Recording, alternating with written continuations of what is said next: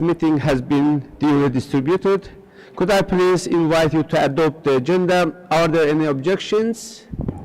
No objections. Agenda is adopted. Thank you very much. Dear colleagues, may I remind you that the election of committee officers for the next annual session of the Assembly will take place during the committee's final session, which is likely to take place on Thursday, 2nd of July at 9 a.m. As agreed yesterday, nominations for candidates for election should be handed in the table office by 6 p.m. today. In this second meeting, we will continue our consideration of amendments to the draft resolution from Rapporteur Ms. Gudrun Kugler. Time permitting, we will then consider the first supplementary items on addressing the multifaceted impacts on climate change and the water scarcity in the Central Asia region through enhanced regional cooperation and parliamentary dialogue proposed by Ms. Karimi from the Netherlands. Youth perspectives on the future of international relations, multilateralism and sustainable development proposed by Mr. Stogmüller from Austria.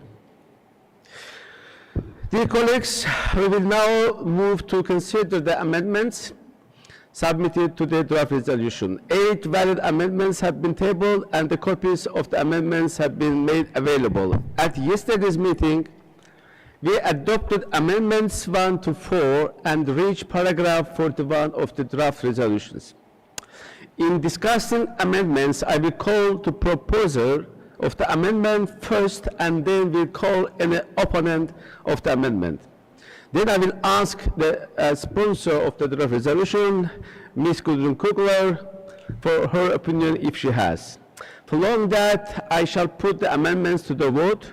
I ask speakers to observe a time limit of 1 minute. We are also required to vote on every paragraph to which there are no amendments. Yesterday we agreed that to save time and to avoid many votes on items that have broad support, if no amendments has been tabled to the paragraph and if nobody requests a vote on a paragraph, we can consider it adopted. Needless to say, any time a specific vote is we will do so.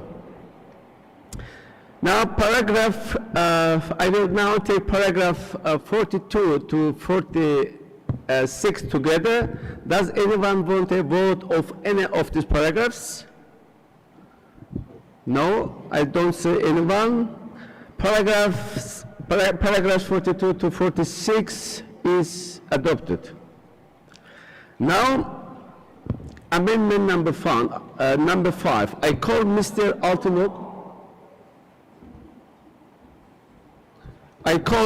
Altınok from Turkey to propose amendment 5 to insert a new paragraph after paragraph 46. Please, Mr. Altınok, you have the floor. What was the voice? Değerli Başkan, değerli meslektaşlarım, Türkiye iklim değişikliğiyle mücadele ve sürdürülebilir kalkınma planları kapsamında Birleşmiş Milletler Genel Kurulu'na sıfır atık konulu bir karar tasarısı sundu. Distinguished Chair, distinguished colleagues, I with you with respect, Turkey submitted a draft resolution on zero waste to the United Nations General Assembly within the scope of combating climate change and sustainable development goals. Bu karar Genel Kurul tarafından da kabul edildi. 30 Mart Uluslararası Sıfır Atık Günü ilan edildi. Böylece sıfır atık girişimimiz küresel bir harekete dönüşmüş oldu. This resolution was accepted by the General Assembly. 13th of March was declared International Zero Waste Day. Thus, our Zero Waste Initiative turned into a global movement. Bu girişimin iklim değişikliğiyle mücadele ve sürdürülebilir kalkınma hedeflerine ulaşılması açısından büyük önem taşıdığına inanıyoruz. We believe that this initiative is of great importance in terms of combating climate change and achieving sustainable development goals. Ayrıca sıfır atık konusunu gerek Türkiye'de gerek uluslararası arenada gündeme getiren Sayın Cumhurbaşkanımızın eşi hanımefendi Emine Erdoğan'a da buradan teşekkürlerimi ifade etmek istiyorum. In addition, I would like to also extend my gratitude to the First Lady of our country, Madam Emine Erdoğan, who started this zero waste initiative not only in Turkey but also in the global agenda. Thank you. Teşekkürler. Thank you very much. Does anyone wish to speak against this amendment? No.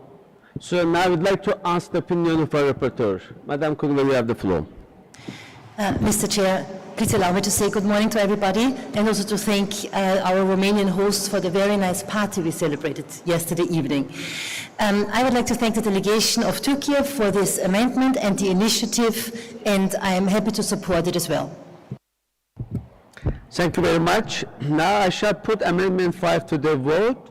Will all those in favor of the amendment please raise your voting cards? Please a bit up. Thank you. Thank you very much. Anyone is against? 1, 2. 2 are against. Abstentions? No abstentions. So Amendment 5 is adopted. Now I will take paragraphs 47 to 52 together. Does anyone want a vote of any of these paragraphs? No. Paragraph from 47 to 52 is adopted. I call now Mr. Visi from the United States of America to propose Amendment 6 to paragraph 53.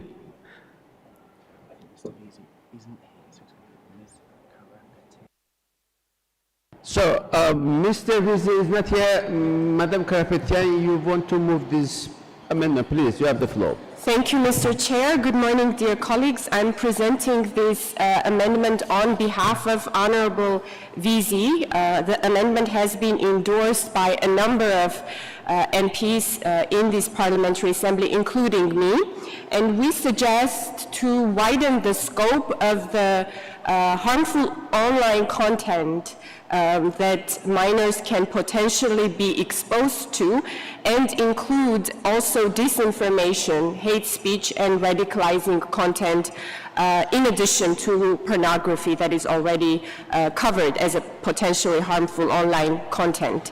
The second thing that we propose to do is to also build resilience amongst minors in tackling this sort of content, because sometimes they are inevitably exposed to such harmful content, and it is important to foster not only responsible use of digital appliances, but also resilience amongst minors for the cases when they are inevitably confronted with such content. And we hope for your support for this amendment. Thank you very much. Thank you very much, Madam Karapetyan. Now, I would like to ask if anyone wishing speak against this amendment, amendment number 6. No one wants to speak against, so I'd like to ask Madam Kugler's opinion. Please, Gudrun. Thank you, Mr. Chair. Thank you, Maria Karapetyan and everybody for the commitment and this amendment. I very much agree with the word resilient, and thank you for proposing it. It's a little bit difficult for me with the other concepts, and therefore I would, while I know most of you will support it, personally abstain, and I explain to you why. My personal worry is that all three words are very open to interpretation. And we have seen in a number of countries that these terms were already interpreted in a way that would be an impediment to freedom of speech. We have many court cases, and I think we have to be very careful with regard to freedom of speech. The American delegation has once said the best remedy against hate speech is more speech. We are parliamentarians. It's about speaking, arguing, and the worry I have is while the term pornography is very clear, the other terms, what is radicalizing, even what is disinformation, I'm afraid nowadays, are unclear. And so for this reason, I personally feel better to abstain, but I know that most of you will endorse it. Thank you. Thank you, Madam Kugler. Now, I shall put Amendment 6 to the vote. Will all those in favor of this amendment please raise your voting cards? In favor.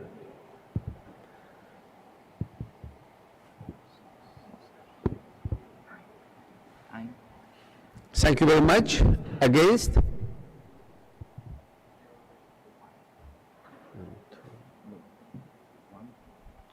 Any abstentions? 1, 2, 3, 4.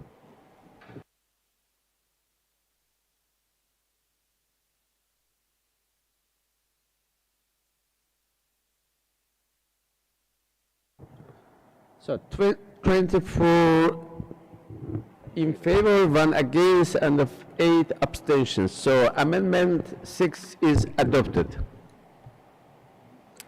Now I will vote on paragraph 53 as amended. Will all those in favor of paragraph please raise their voting cards? 53 as amended. In favor?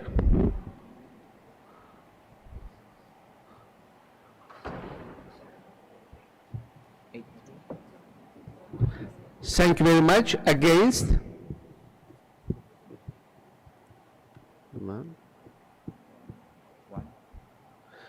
Any abstentions? 1.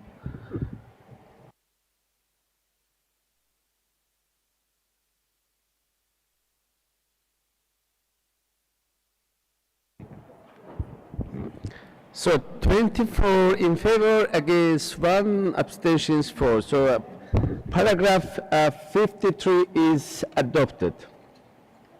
Thank you. Now we will take paragraph 54 to 56 together. Does anyone wishes a vote of these paragraphs? No? Thank you very much. Paragraph 54 to 56 agreed to. Amendment 7. I call Mr. Kleiner from Poland to propose Amendment 7 to the paragraph 57. Mr. Kleiner, you have the floor. Dear Chairman, we propose new wording for the paragraph which aims to shift from the proposal of creating a new legally binding act towards respecting the exciting international humanitarian law and international human rights law. Thank you.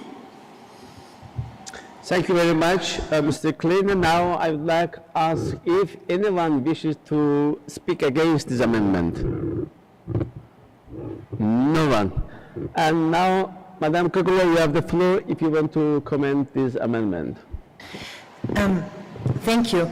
Mr. Kleiner, I have to say that I was very surprised to see this amendment tabled, and I would have hoped that you would have given us a long explanation in this committee meeting to understand your reasons.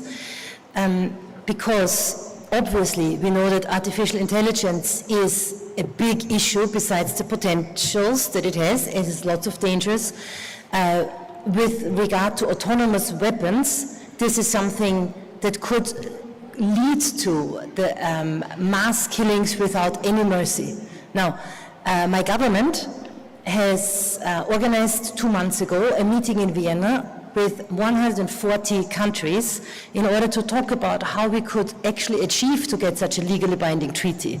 So I thought that this would be something of utter interest for most of you and very much supported by most of you. Now, when I, however, saw your amendment also quite widely supported between different political groups, I thought, oh, this would be an interesting discussion, and I would be very happy to see what the delegations will do. But I used the occasion to talk to experts about it and said, what do you think? Do we need a treaty or do we not need a treaty? And interestingly, I heard from military experts, high-level people that have a great view of what's going on in the entire globe. They said, this legally binding treaty would be correct in content, but it would bind only the good ones, and the bad ones already do these things anyhow. So then I said, okay, well, in this case, I will just see what you want to do, and from my part, I will take the liberty to abstain on this and see what you guys think. Thank you. Madam Kugler, now I want to put Amendment 7 to the vote. Will all those in favor of the amendment please raise their voting cards? In favor, who are in favor of this amendment?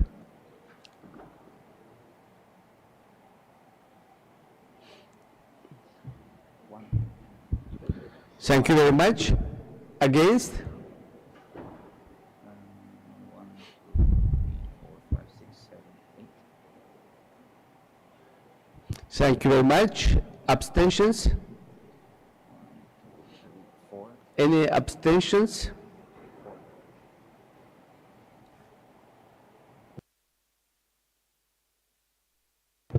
So the result of the vote is in favor 4, against 21, abstentions 8. So amendment number 7 is defeated. Now That's it. No, we do need to do that. So, I go. no.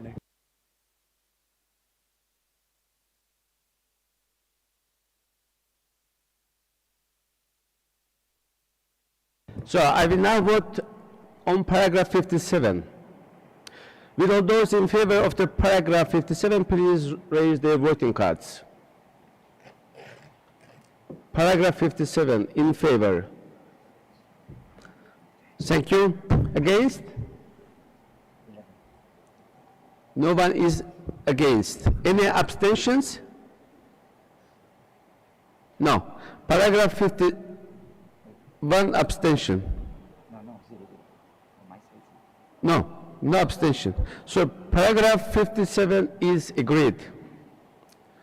Thank you. Now I will take paragraph 58 to 65 together. Does anyone wish a vote of any of these paragraphs? Any request for separate voting?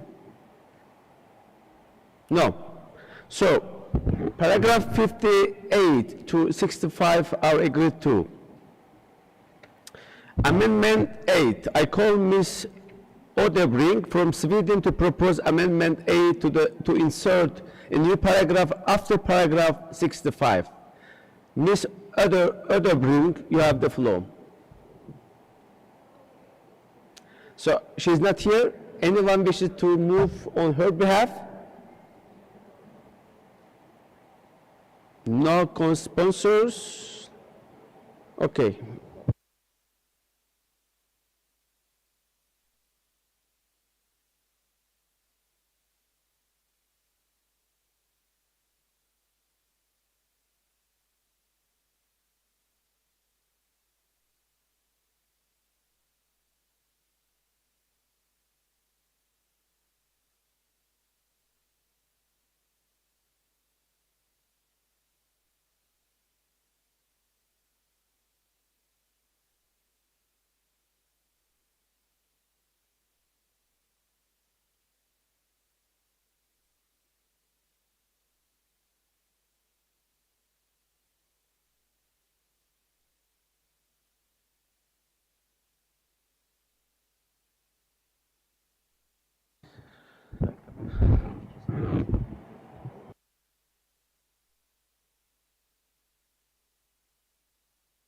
So, dear colleagues, we just held a quick consultation regarding the situation. If no one wishes to propose or to move this amendment that has already signed, it means that, you want to move this amendment? Okay, please. Introduce yourself. Hi, I'm Pam DeMoff from Canada. I'll move the amendment. Okay, please, go ahead. So I'm speaking last minute and I haven't prepared notes, but just reading the amendment over, I think it's really important that we do have gender equity in our meetings, and building on Dr. Hetty Fry's lunch yesterday, on gender equality. I think it's something that the OSCE should take seriously. This is asking for a proposal on how we're going to get there. It's not forcing anything on anyone, and I'm happy to support the amendment. Thank you very much. Does anyone wishes to speak against this amendment? Please, Germany. Yes, thank you very much. I think I understand the intention of the amendment, but and we see over the course of years that balance of genders has already improved in the OSCE, but when it comes to sending people to the delegations, it's sovereignty of the countries, and we should not interfere in this. So this is why I'm against the amendment. Thank you. Thank you very much. Now I'd like to ask Rapporteur's opinion. Madam Kugler, you have the floor. Thank you. Well, to answer Mr. Kaufmann's thoughts, obviously it will be, I think the intention is to do this by soft engagement. But my worry here about this is that I think maybe the second committee at this point here is not the right place, but it would be another committee. But nonetheless, we say, okay, I will be happy to support it. And also, as you know, we have that issue not only in the Parliamentary Assembly generally, but we do have it also in the Bureau. And so I'm running, as I mentioned yesterday, as Vice President, as the only woman. And we also, I think, need to take into consideration the structures to have such a balance there as well. Thank you. So thank you very much. Now we will decide this matter by voting. Now I shall put the Amendment 8 to the vote now, and I will ask those in favor of the amendment, please raise their voting cards. In favor. 11. Thank you very much. Those against? Against. 3, 4. No, 6.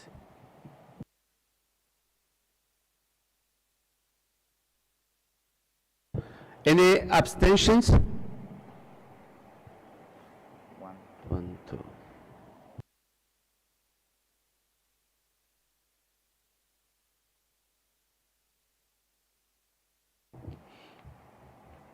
So the result is in favor 29, against 8, abstentions 4. So Amendment 8 is adopted.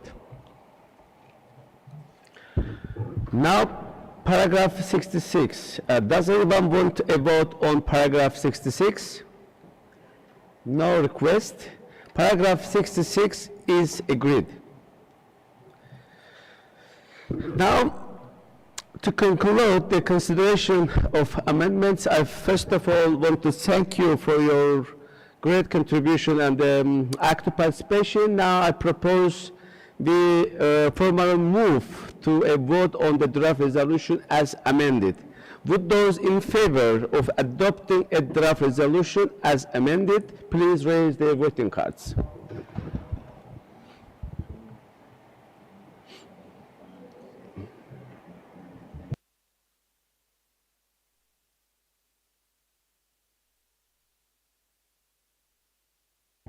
Thank you very much. Against? Against.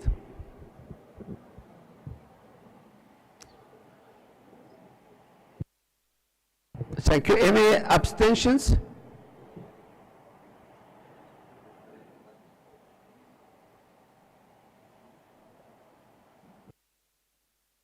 So, in favor of adopting entire resolution as amended is 33, against 1, abstention 4. So the draft resolution as amended is adopted. Thank you very much. I want to congratulate Madam Kugler, our rapporteur, for the great job. Thank you, dear colleagues. Now we move the consideration of supplementary item.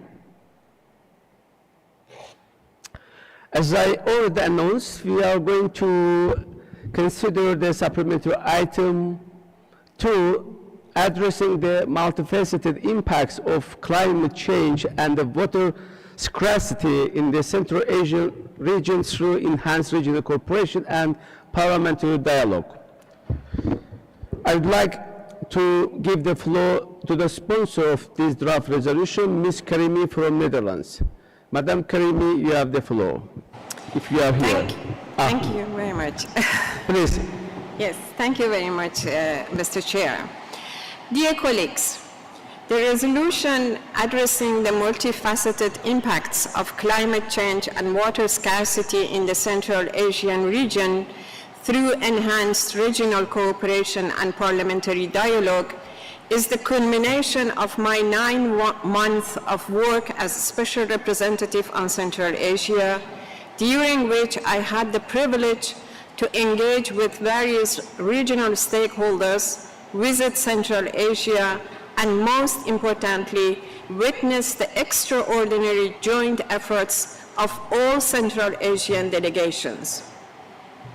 This resolution is a unique and pioneering initiative within the OSCE Parliamentary Assembly, emerging as a collaborative effort of all Central Asian countries. It has been strengthened by peer learning, the expertise of our Central Asian MPs, and the rich exchange of experiences. In the beginning, I would like to express my highest appreciation to delegations of Turkmenistan, Kazakhstan, and Uzbekistan for their readiness to host my visit to the region, share their experience, and discuss common challenges. I would like to also personally thank my Central Asian colleagues, Ms. Aynur Arganbekova from Kazakhstan, Ms. Diloram Faizieva from Uzbekistan, Ms. Mirgul Termibayeva from Kyrgyzstan, who joined me in my visit to Central Asia. I also want to thank Vice President Pere Pons and Rapporteur of your committee, Gudrun Kukla, whose participation in this trip helped to mainstream the important outcomes of the visit at the broader OSCE PA work. Central Asia is facing the multifaceted impacts of climate change with increasing urgency. The drying up of Aral Sea stands as a stark reminder of the environmental degradation that can result from unsustainable practices. This region, marked by considerable population growth, faces interconnected challenges between climate change, water scarcity, and socio-economic developments. The Central Asian nations have shown commendable leadership on the global stage, embracing a collaborative approach at COP28 and enhancing collective participation in climate policy negotiations. Their efforts to reduce emissions, achieve carbon neutrality, and secure access to climate financing for the region are truly commendable. Our resolution highlights the worrying shrinking of the cryosphere in Central Asia due to global warming. The diminishing ice sheets, glaciers, and snow cover emphasizes the pressing need for sustainable efforts to safeguard these vital water resources. The heightened vulnerability of mountain ecosystems to climate change, including extreme weather and deforestation, further underscores the urgency of our actions. Transboundary water management is another important issue. Complicated regional water management, exacerbated not only by climate change but also with various regional factors. Construction of Koshtapa Canal on Amu Darya River in Afghanistan is, of course, an issue of a concern for Central Asian states due to significant water losses for the downstream countries. These challenges highlight important issues for the countries to increase water efficiency, apply modern saving technologies, but most importantly, strengthen regional cooperation on water issues. Regional cooperation is at the heart of our resolution. We acknowledge the vital role of regional organizations such as the International Fund for Saving the RRC and the Regional Environmental Center for Central Asia. Their efforts in facilitating multilateral cooperation and technical expertise exchange are invaluable. The OSCE Office of the Coordinator on Economic Environmental Activities and OSCE Field Operations in Central Asia have significantly contributed to strengthening national and regional capacities in addressing climate change challenges, promoting good environmental governance, and improving resilience in communities. I urge all OSCE participating states to support the initiatives outlined in this resolution. We must mobilize resources, offer capacity building support, and promote sustainable water management practices. Addressing the water issues exemplified by the Aral Sea crisis requires comprehensive mitigation and adaptation measures to tackle the environmental, humanitarian, and socio-economic challenges facing the region. In closing, this resolution is not just a document, it is a testament to the power of regional cooperation and parliamentary dialogue in addressing some of the most pressing issues of our time. Thank you, Mr. Chair.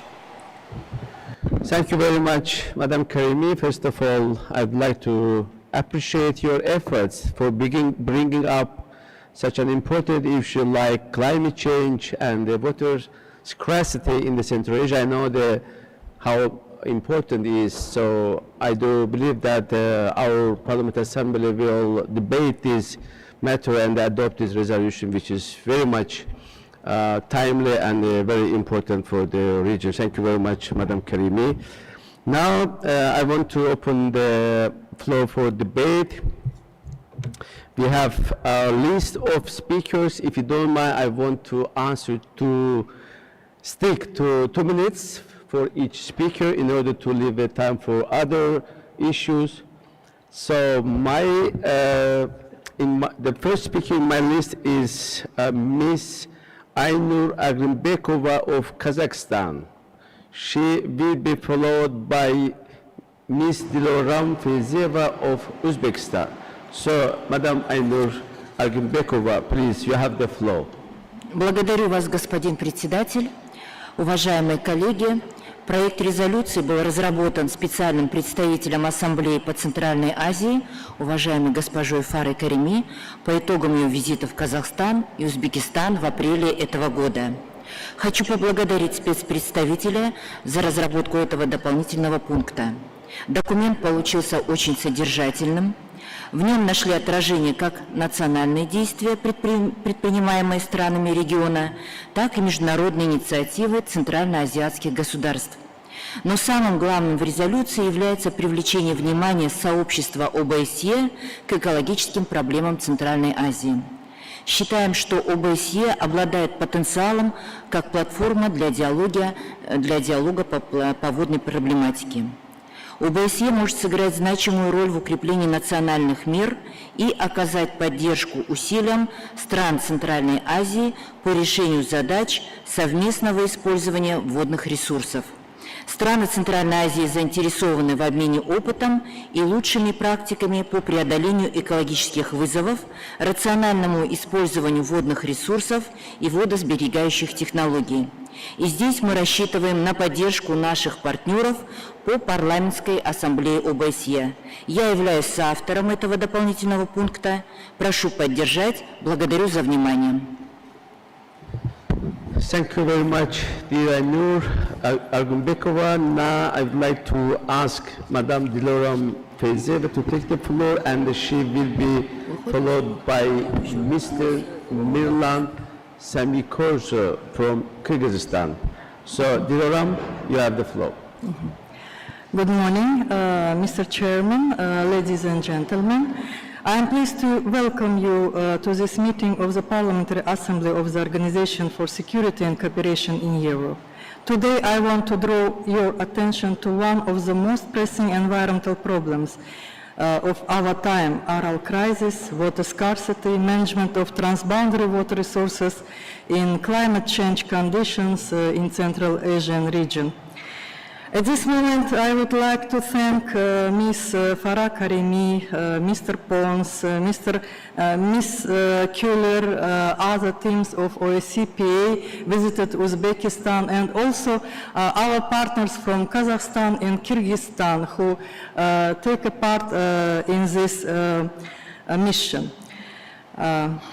And we also highly appreciate initiative to adopt and implement the resolution regarding addressing the multifaceted impacts of climate change and water scarcity in the Central Asian region through enhanced regional cooperation and parliamentary dialogue.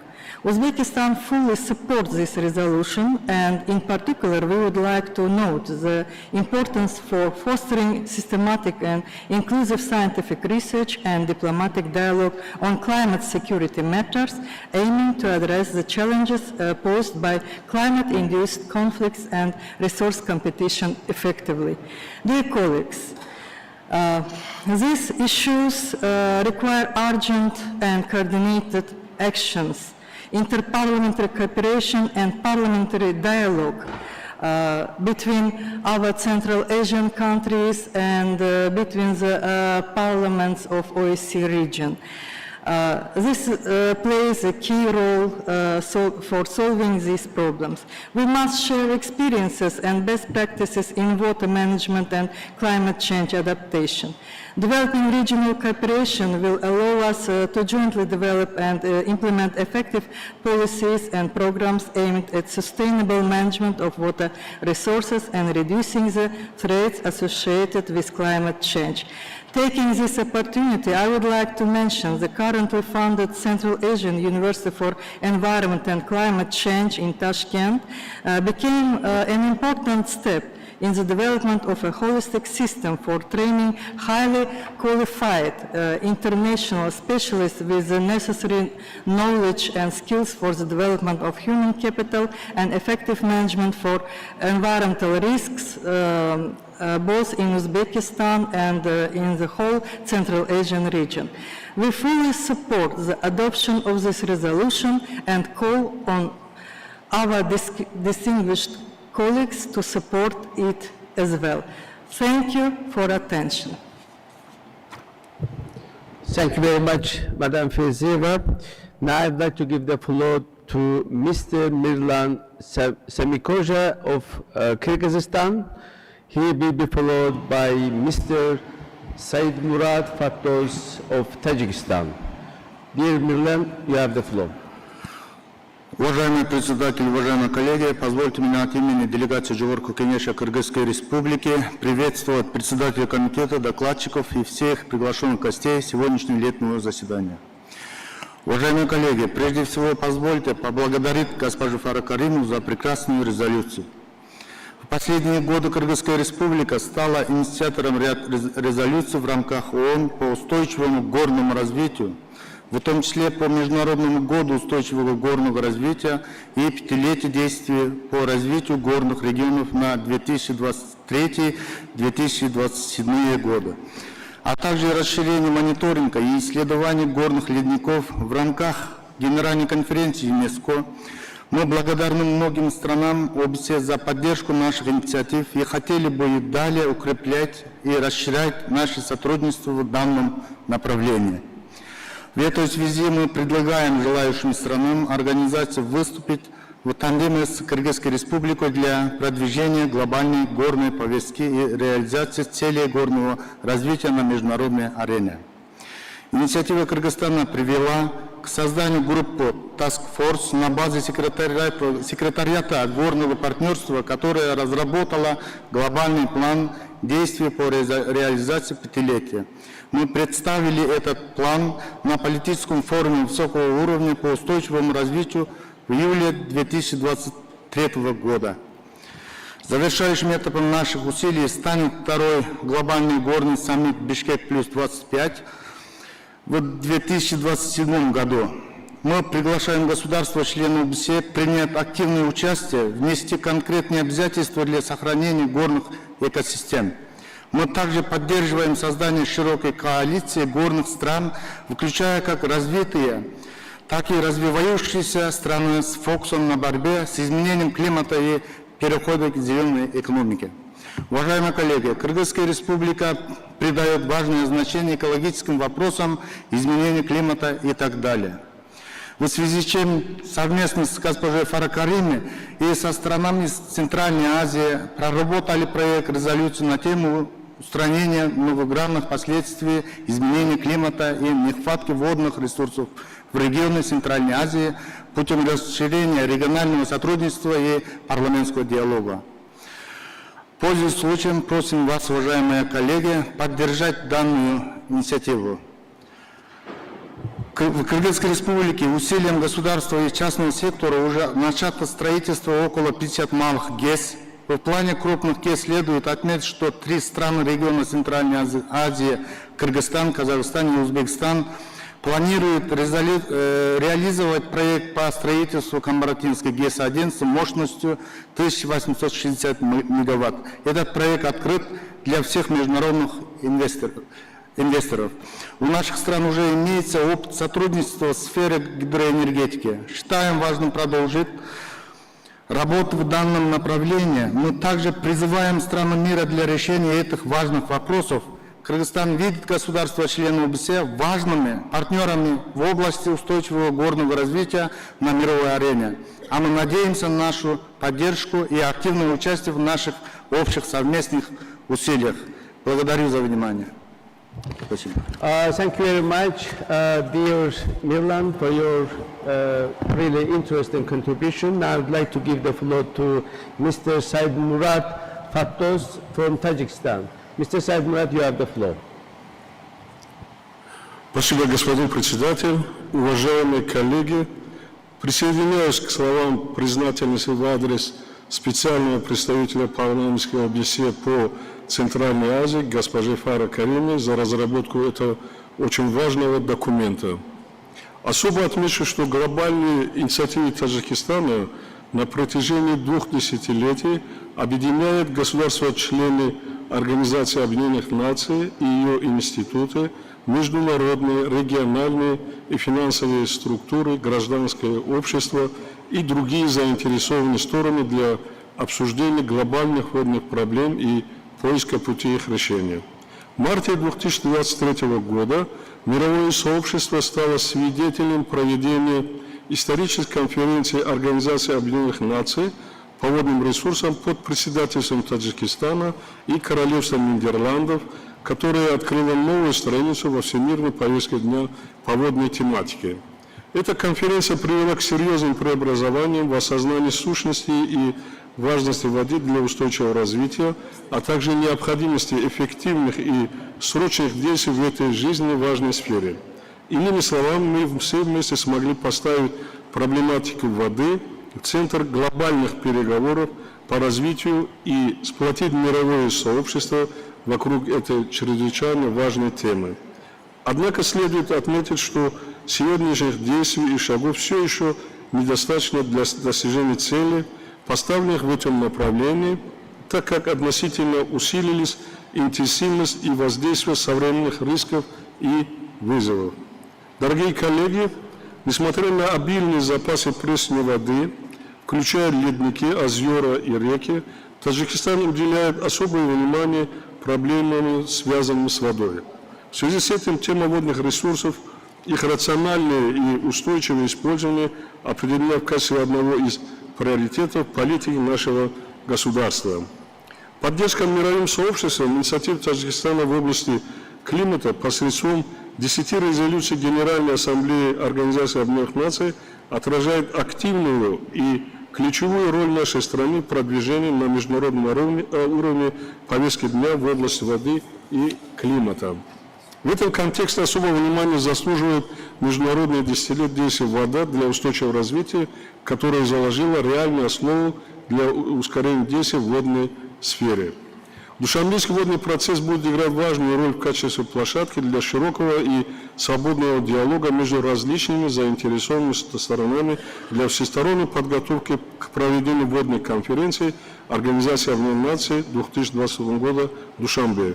Возможности этой платформы также могут быть использованы для подготовки конференции ООН по водным ресурсам в 2026 году. Исходя из всего этого, призываю поддержать данную резолюцию и еще раз выражаю благодарность госпоже мисс Фара Кариме за проделанную работу. Спасибо за внимание. Thank you very much, Mr. Saad Murad Fattos. Before giving the floor to our next speaker, I would like to announce that the speaker list now is closed. Our next speaker is Mr. Pere Pons from Spain, and Mr. Pere Pons is also Vice President of our Parliamentary Assembly. Dear Pere, you have the floor, and the Pere will be, Mr. Pons will be followed by our Vice Chair, Artur Gerasimov. Dear Pons, you have the floor.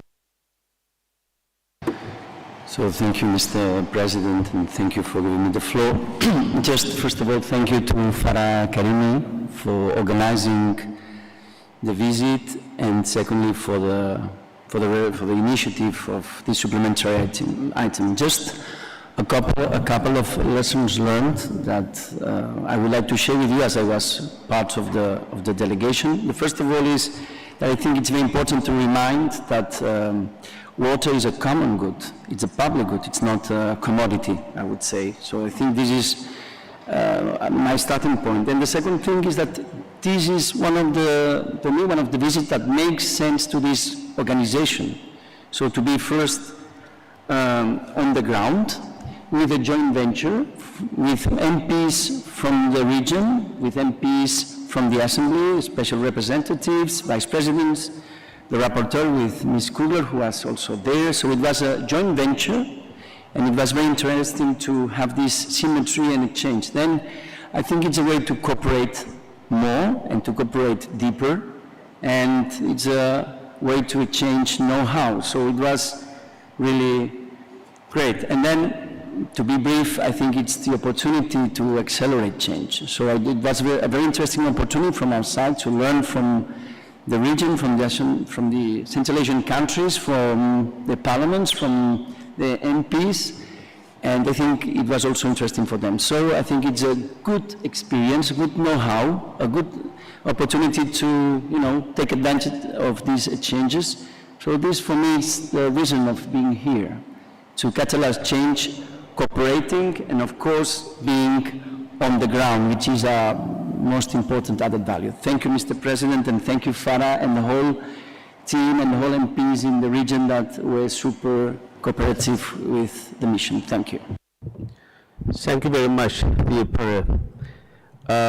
Now I'd like to give the floor to our Vice Chair, Mr. Artur Gerasimov, Ukraine, and he will be followed by Mr. David Stockmiller of Austria.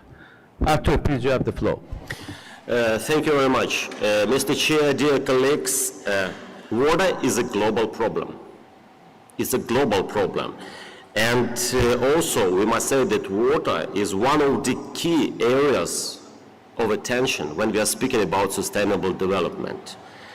Now, situation is critical, drastically critical in many countries when we are speaking about water. But if we will not do appropriate steps in this direction, situation will become critical in many, many countries in our globe. And because of that, I am fully support, and Ukrainian delegation fully support this supplementary item. At the same time, I can tell you that in the main resolution of our committee, and thank you for our rapporteur Gudrun Kugler, also we reflect on this issue in para 22. Especially, I want to say thank you for Kara Farimi, Pere Pons, Gudrun Kugler, and also for the Reinhold Lopatka, our Austrian colleague who was just elected to the European Parliament, for their attention to the Central Asia region, for their attention to this issue, and especially for the visit, Kara, Gudrun, Pere, for this region when you personally saw the level of this problem. And I can tell you one think, and I personally believe in that water issues were in focus of this committee, are in focus in this committee, and always will be in focus of this committee. Thank you very much. Thank you very much, dear Gerasimov, and I'd like to give the floor to our last speaker, Mr. David Stockmiller. David, you have the floor, please. Thank you, Mr. Chair. Thank you very much. Dear colleagues, dear Farah Karimi, dear Special Rep for Central Asia, for this important and timely resolution addressing an important issue in an overlooked area. I myself have been to Central Asia many times and have seen firsthand the region impacts of the drying out of the Aral Sea and the impact of the climate change in the region. Everyone in the region is clear about the importance of mitigating water scarcity as a way to safeguard peace and prosperity in the region besides the obvious biodiversity impact. It is clear that the tackling both climate change in general and the regional water scarcity in particular will require more than local effort. It will require cross-border, even international cooperation. And this resolution is an important step in this direction. I thank Mrs. Karini for the timely intervention and her colleagues to vote in favor of tackling water scarcity in Central Asia. One more remark I would like to make before I close, however. Speaking with experts as well as local representatives, it is clear to me that we need to place more emphasis on the natural sources of methane gas. A greenhouse gas far more potential than CO2 in the region. Turkmenistan alone is home to natural springs of methane that passively produce the equivalent of 67 million cars in 2022 alone. This is not willful destruction, but passive pollution that makes our effort in fighting the climate crisis that much harder. So I urge colleagues to place more emphasis on this important dimension as well of fighting the climate crisis in the Central Asia, and thank you very much for this very important thing. Thank you very much. Thank you very much, Mr. Stockmiller. You were the last speaker in this debate. I'd like to again very much appreciate Madam Karimi's efforts and also those who made their contribution to this debate. Now, dear colleagues, we will move to consider amendments submitted to this draft resolution. As you know, 3 valid amendments have been tabled so far, and the copies of the amendments have been made available. As we did in previous item, I will call first the proposer of the amendment, then we'll call any opponent of the amendment, and then sponsor of the draft resolution will have possibility to take the floor and to comment if it is necessary. So, following that, I shall put the amendment to the vote. I ask speaker to observe a time limit of 1 minute. We are also required to vote on every paragraph to which there are no amendments. Yesterday we agreed that to save time and avoid many votes on items that have broad support, if no amendment has been tabled to a paragraph and if nobody requests a vote on a paragraph, we can consider it adopted. Needless to say, I'm repeating again that if there will be any specific request to have different vote or separate vote, we will do so, of course. So paragraphs 1 to 11. I will now put paragraphs 1 to 11 together. Does anyone wishes a vote on any of these paragraphs? No. Thank you very much. Now paragraph 1 to 11 agreed. Now I want to move on amendments. I call now Mr. Dalkılıç from Turkey to propose amendment number 1 to paragraph 12. Mr. Dalkılıç, you have the floor. Sayın Başkan, değerli meslektaşlarım, sizleri saygıyla selamlıyorum. Çevre konularını sadece güvenlik ve ihtilaflar ekseninde ele almak ve bu boyutta sınırlı kılmak konuya bütüncül ve kapsamlı perspektif katmayacaktır. Bu anlayışla verdiğim önergeyle iklim güvenliği ile ilgili araştırmaların teşvik edilmesi ama aynı zamanda çevreye ilişkin meselelerin tüm boyutlarının diplomatik diyalog yoluyla ele alınmasını önemine işaret etmek istiyorum. Saygılar sunuyorum. Distinguished Chair, distinguished colleagues, addressing environmental issues only from the axis of security and conflicts and limiting ourselves with that framework won't provide us with a holistic and comprehensive perspective. I have submitted this amendment proposal with this understanding. I would like to attract your attention to the importance of promoting climate safety and related research and addressing environmental related issues from all the dimensions of the environmental issues through diplomatic dialogue. Thank you. Thank you very much. Does anyone want to speak against this amendment? No one. What about the opinion of Madam Karimi? Please, Madam Karimi, you have the floor. Thank you very much, Mr. Chair, and thank you, our colleagues from Turkey. Actually, I can support the first three changes that they have suggested, but not deleting the final part of the sentence. Then paragraph 12 would read like recognizing the necessity to foster systematic and inclusive scientific research on climate, security, and diplomatic dialogue on climate matters, aiming to address the challenges posed by climate-induced conflicts and resource competition efficiency. So it broadens, like the delegation of Turkey wants, but it will keep the final sentence in it.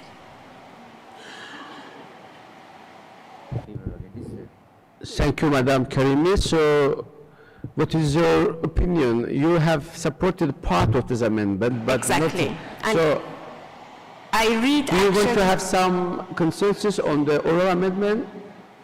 Actually, yes, please. I mean, this is what I read. I think that's what I would like to put on board. Okay, maybe, Madam Karimi, what I suggest you and the delegate from Turkey, maybe we can come later on to this amendment, but you can just discuss and have some, conclusion or a sort of the consensus. Then we can come back to that amendment and have an oral solution to this amendment. Okay. Is it okay? Fine. Yes, thank you. Maybe just have a, take a time and have some solution or the common approach to this question. Yeah, we are just pausing for just taking out of the vote for a moment and then come back later on. You just discuss between yourself. Thank you.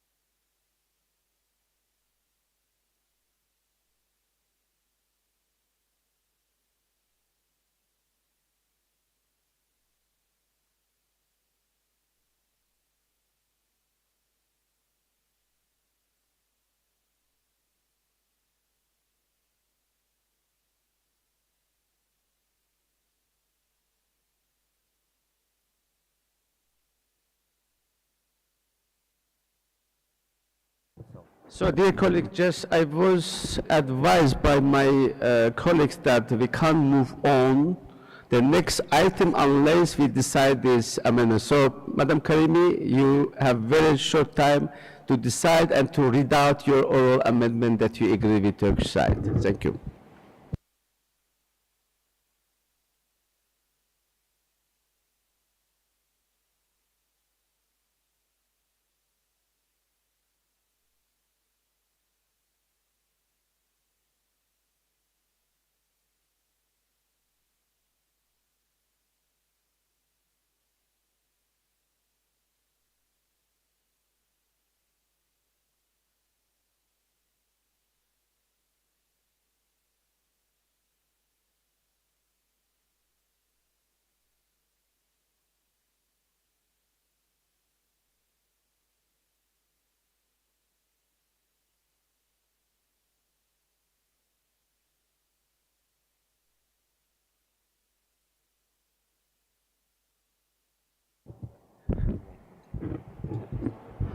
So, Madam Karimi, are you ready?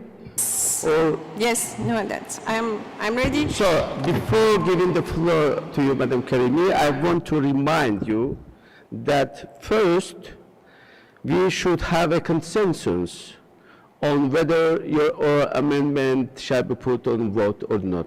So you just read out your agreed oral amendment, then I will ask for any objection if it is the case. So please, Madam Karimi.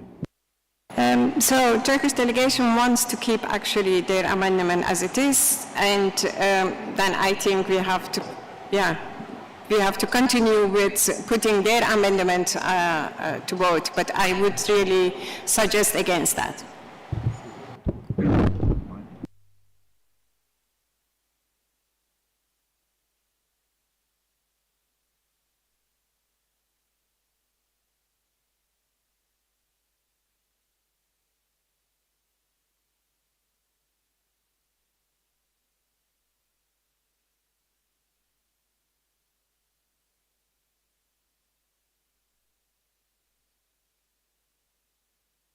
Okay, thank you very much, dear colleagues. So we now move on the vote of this amendment. Now I will ask our colleagues who are in favor of this amendment, please raise your voting cards. In favor. Who are against? Against.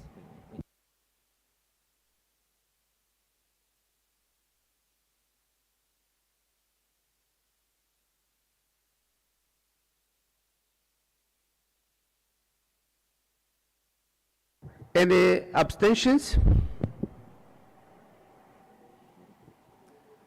No, one.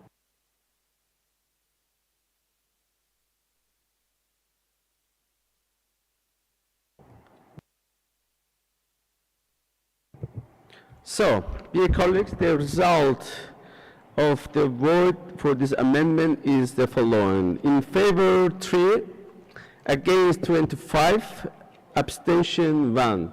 So amendment number 1 is defeated.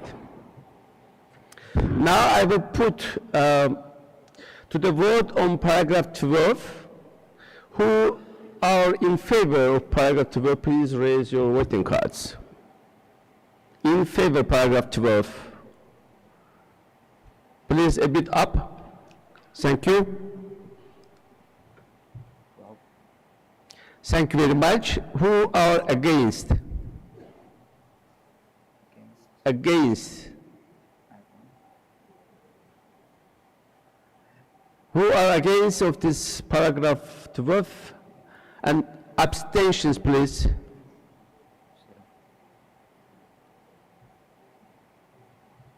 So, the result is in favor 29, against 1, abstentions, nobody. So, paragraph 12 is adopted. Now, I will take paragraph 13 to 22 together. Does anyone requires a vote on any of these paragraphs? No. The paragraphs 13 to 22 agreed to. Now I want to move on amendment 2. I call Mr. Dalkılıç from Turkey to propose amendment 2 to paragraph 23. Mr. Dalkılıç, you have the floor. Gelince şimdi değil. Şimdi değil efendim. Sayın Başkan, değerli meslektaşlarım, revize edilen cümle sadece kıyıdaş devletlerin haklarını kabul etmekle kalmıyor, aynı zamanda bu kaynakların sürdürülebilir kalkınmanın sağlanması ve sosyoekonomik ihtiyaçlarının karşılanmasında oynadığı hayati rolü de vurguluyor. Bu değişiklik kabul ederek paylaşılan su kaynaklarının tüm kıyıdaş devletlere fayda sağlayacak işbirliğini teşvik edecek ve uzun vadeli sürdürülebilirliği sağlayacak şekilde yönetilmesi konusunda ortak kararlılığımızın altını çiziyoruz. Kararlılığımızı güçlendirmek ve adil su yönetimini teşvik etmek için bu değişikliğe desteklerinizi rica ediyorum. Teşekkür ederim. Thank you. distinguished Chair, dear colleagues, our revised language not only acknowledges the rights of riparian states but also highlights the crucial role that these resources play in achieving sustainable development and addressing socioeconomic needs. By adopting this amendment, we underscore our collective commitment to managing shared water resources in a way that benefits all riparian states, fostering cooperation and ensuring long-term sustainability. I urge you to support this amendment to strengthen our resolution and promote equitable water management. Thank you. Thank you very much, dear Dalgleish. So, I want to ask if anyone wishes to speak against this amendment. No one, I don't see anyone now. I ask Madam Karimi your opinion, please. That's fine. Thank you very much. Thank you very much. Now I put amendment 2 to the vote. I will ask first who are in favor. Please raise your voting cards. In favor. In favor.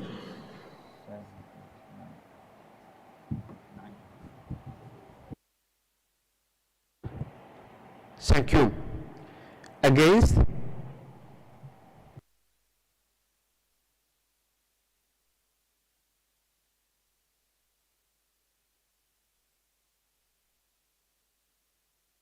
Thank you. Any abstentions? No.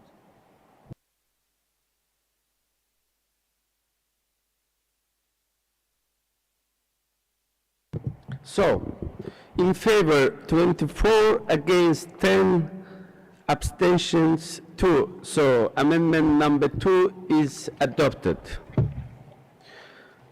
Thank you. Now I will vote on paragraph 23 as amended.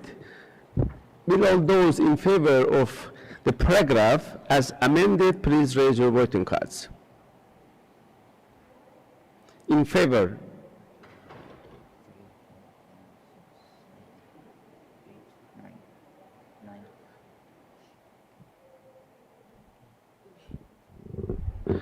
Thank you very much. Who are against?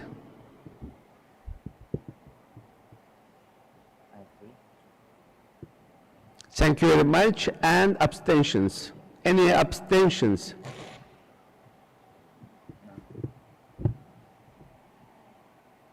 So, the result is in favor 30 votes, against 5, abstention 1. So, paragraph 23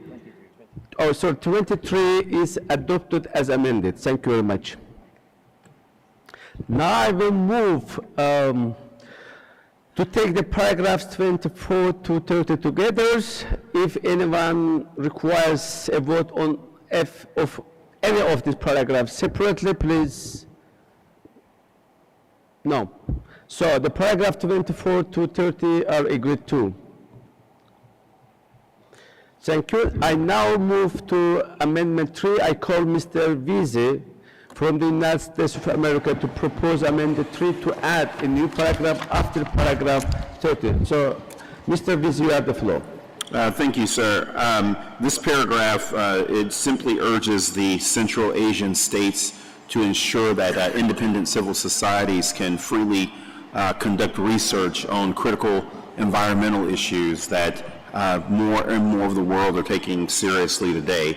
It allows them to be able to participate in very relevant discussions and processes around how to mitigate some of these weather events and to hold governments accountable for their domestic and international commitments related to many of the environmental standards, particularly as more and more countries come online. So with that, sir, I yield back and thank you. Thank you, Mr. Vizi. Now I'd like to ask if anyone wishes to speak against this amendment. No, I don't see anyone. Now I'd like to ask Madam Karimi's opinion. Mr. Chair, an excellent suggestion. Thank you very much. Now I shall put Amendment 3 to the vote. I will ask first who are in favor. Please raise your voting cards. A bit up, please. In favor, thank you. Thank you very much. Against?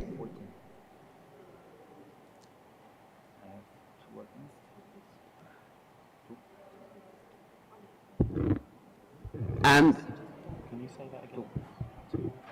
any abstentions? Any abstentions? So in favor 37, against 3, abstention 0. So amendment number 3 is adopted. Now I will take paragraphs 31 to 40 together. Does anyone wishes a vote of any of these paragraphs? No one? So paragraph from 30 to 40 is adopted. So, dear colleagues, by that we conclude the consideration, the amendments. I am very grateful to all of you who took a part in this process and made his or her contribution. Now, I propose that we formally move to a vote on the draft resolution as amended. So I will ask in favor first, who are in favor of adopting this draft resolution as amended. Please raise your voting cards.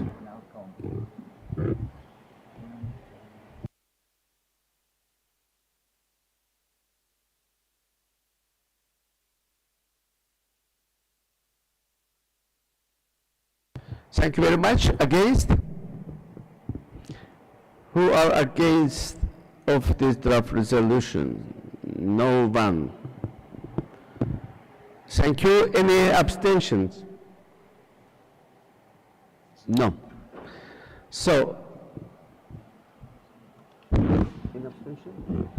No. So, in favor 39, against no, abstention no. So my congratulations. The draft resolution is adopted as amended. Thank you very much. So, Madam Karimi,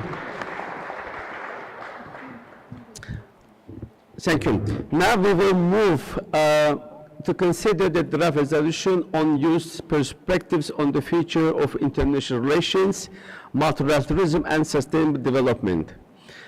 I would like to give the floor to the sponsor of this draft resolution proposed by Mr. Stogmuller from Austria. So, Mr. Stogmuller, you have the floor. Thank you very much, Mr. Chair, esteemed colleagues.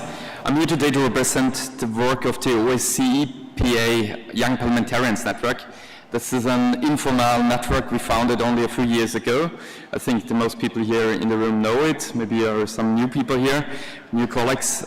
We are immensely proud to have grown to about 40 active members from nearly as many participating states are here and are a member of the network. I would like to think that the Young Parliamentarian Network has a special role here in the PA, which I like to summarize as follows.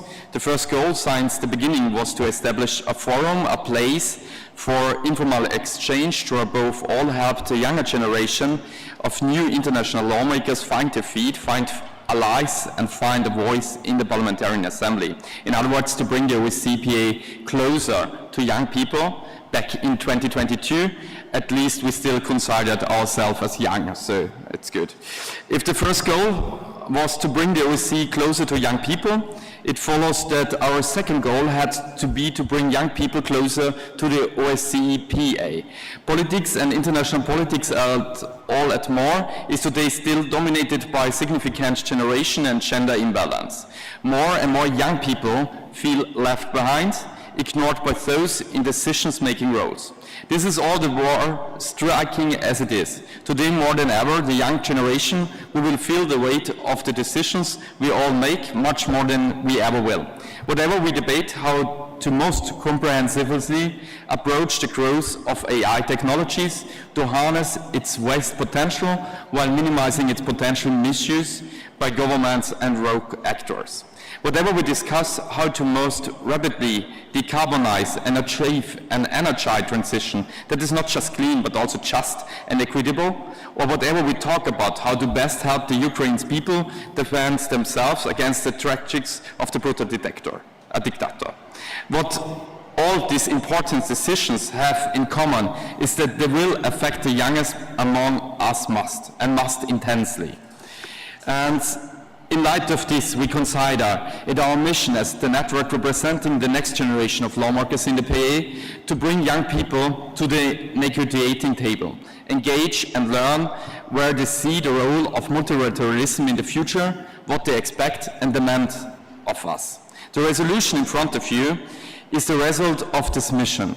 It is the product of many weeks of preparation and work among hundreds and hundreds of individuals in a number of participating states. Using a mutually agreed guideline, we lead workshops in Austria, in Cyprus, in Finland, in Italy, in Norway. Thank you very much to all these parliamentarians who did a very good job, all my colleagues here in the room who did a very good job to help us to write this. We invited students, some school students aged 16, some university students a little older, to ask them these very questions.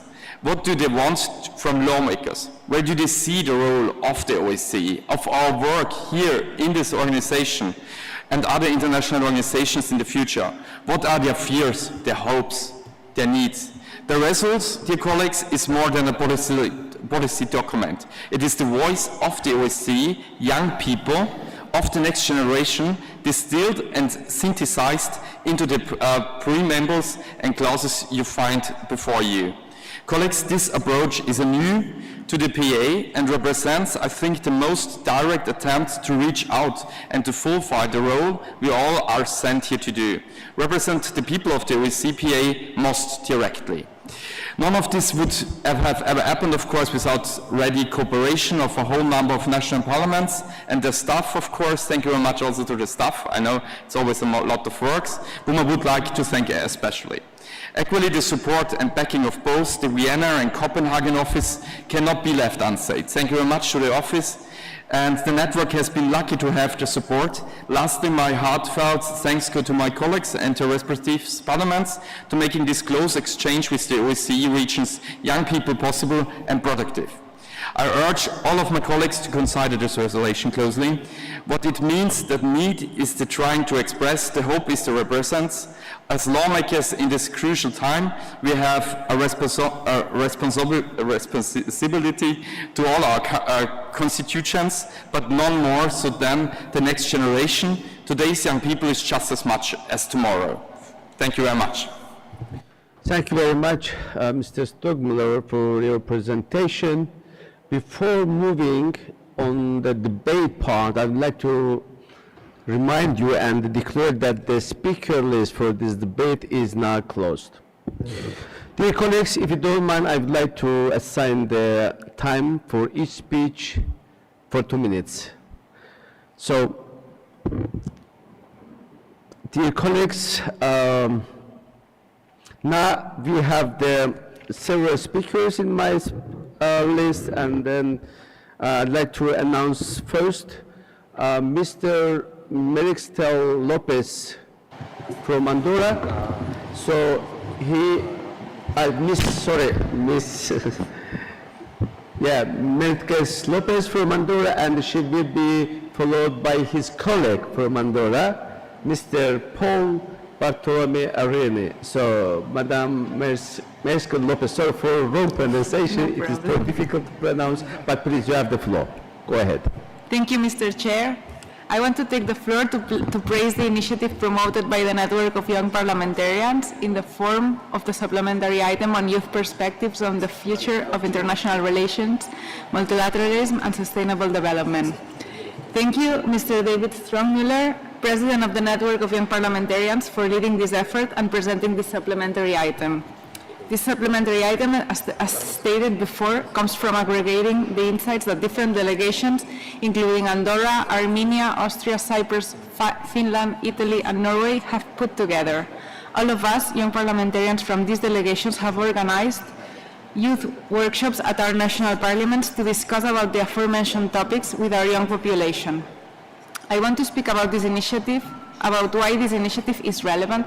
As parliamentarians, we are the representatives of the people, and engaging them through participatory processes such as this initiative is not only relevant but also necessary.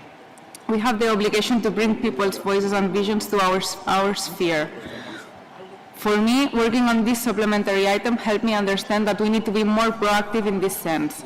We need to build mechanisms not only to inform the population about our efforts as parliamentarians, but also the other way around. We need to build initiatives to engage them, to establish bidirectional communication channels, and to make democracies more inclusive and participatory, not only in the national landscape, but also in the multilateralism and OSCE sphere.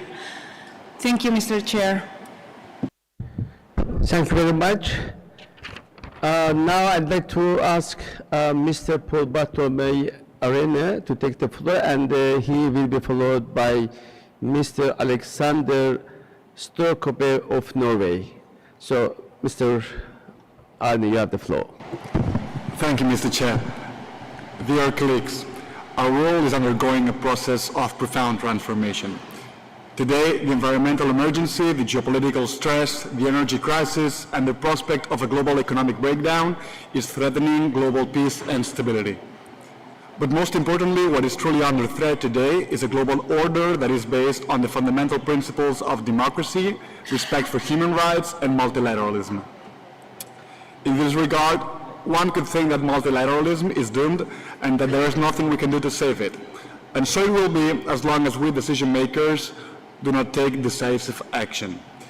To do so, we must actively engage civil society in the management of global affairs, and I cannot stress enough the importance of bridging the gap that currently exists between the multilateral system and the youth. This resolution aims to do so. One key proposal is to reinforce the representation of the youth in multilateral organizations. As a matter of fact, that is one of the only ways to stop the hemorrhage that is increasingly distancing the young people from the global stage, and consequently also from the fundamental principles that vertebrate our modern democracies. Thank you, Mr. Chair. Thank you very much. Now I'd like to announce Mr. Alexander Storkope to take the floor, and he will be followed by Ms. Federica Honore.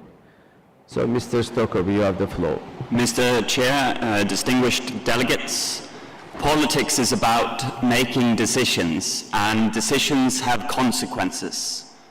But for whom?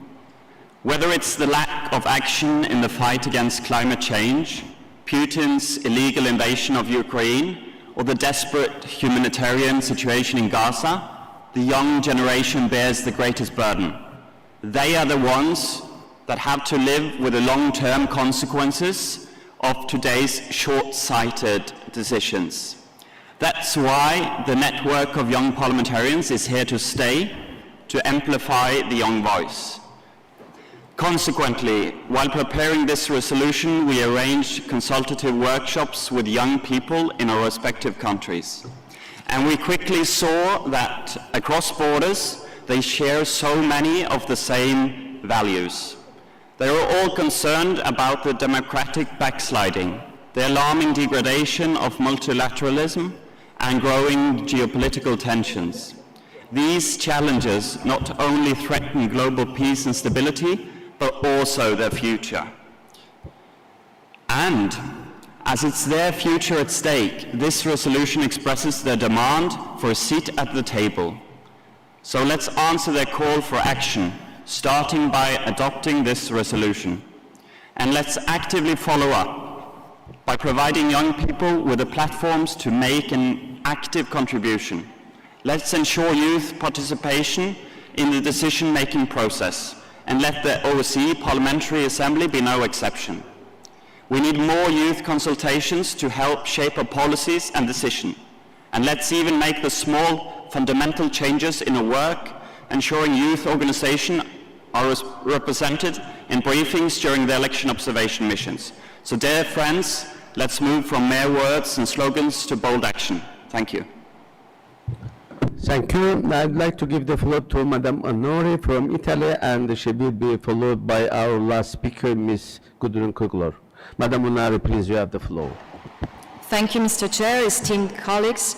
this resolution, this supplementary item, is of particular value to me since it's not only done as a collaborative effort among several countries, namely the ones who joined the network of young parliamentarians, but it especially comes as a participatory process that we realize by holding initiatives and workshops that aim to consult young people in our countries.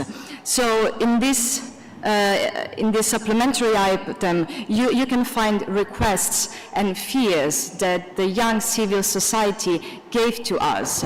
In these workshops, we listened to them and we took inputs from them in order to make them part of what we do here every day. And it's a real pleasure to just mention a few points that I think are of particular importance. First of all, one big message: young people do trust and have hope on multilateralism and multilateral institutions. Of course, they need to be reinforced, and that means that they should better translate into concrete improvements in the daily life of citizens, so that the citizens can experience the value of cooperation in their life. Few other points: greater representation of youth, both at national level and in this international context. This also means to appoint youth delegates to relevant national and international forums, but also it means providing employment opportunities for young people through paid internships and accessible entry-level posts. More participate activities. So they really ask that legislative processes can be not just supported but also driven by young people that participate and are consulted on a regular basis.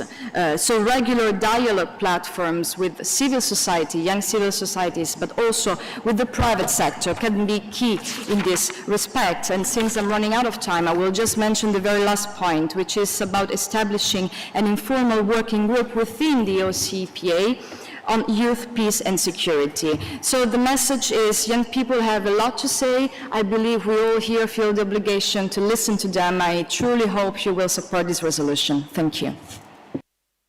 Thank you, Madam Honori. And then I just, as I announced, want to give the floor to our rapporteur, Madam Gudrun Kugler. Kugler, you have the floor. Thank you, Mr. Chair.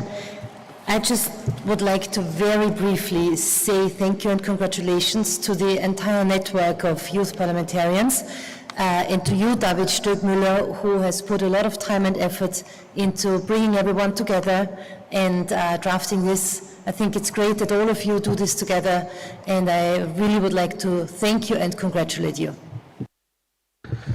Thank you, Madam Kugler. And, I want to also thank to all our colleagues who made their contribution to the debate, and the debate now is closed. As you know, dear colleagues, no valid amendments have been tabled to this draft resolution. Now we are also required to vote on every paragraph to which there are no amendments. Yesterday, as we agreed that in order to save time and to avoid many votes on items that have broad support, if no amendment has been tabled to the paragraph and if nobody requests a vote on a paragraph, we can consider it adopted. Needless to repeat that if there will be any specific vote request, we will do so. Now, paragraphs 1 to 35. We will now take paragraphs 1 to 35 together. Does anyone want a vote of any of these paragraphs? Please let me know. No, this is not the case. Now, paragraphs 1 to 35 is agreed. Now, we propose that we formally move to the vote on the draft resolution. So there was no amendment, as I already told. Now I would like to ask you whether you are in favor of adopting of this draft resolution. Please raise your voting cards.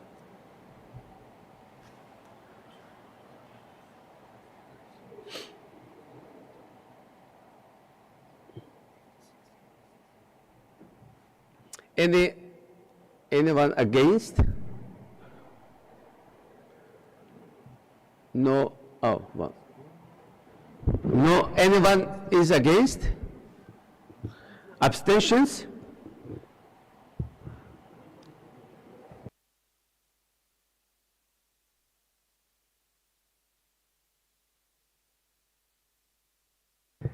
So the result of voting is in favor 35, against 1, abstention 1. So the draft resolution is adopted. Congratulations. So, dear colleagues, by that we conclude our today's or morning session. I'd like to thank all of you again for your great contribution. But before closing our session, I'd like to welcome Ambassador Yusupov from OSCE. As you know, that our committee has established very fruitful cooperation with the executive branch of OSCE, and I personally visited the office of OSCE for economic activities and environmental activities in Vienna, and I'd like to again welcome our good friend Ambassador Yusupov, who is a coordinator for this important OSCE institution. So I have also one informal announcement for those who are the member of OSCE Growth Group. As you know that we will have a meeting at 12:30. I would like to remind you that this meeting will be at the room 5, Mikhail Vitezau room. So those who have already been invited and those who are the member of C Growth Group, please, you are welcome to join at 12:30 to this meeting. So, dear colleagues, thank you very much. We will continue the consideration of supplementary items this afternoon at 2:30 p.m. Thank you very much.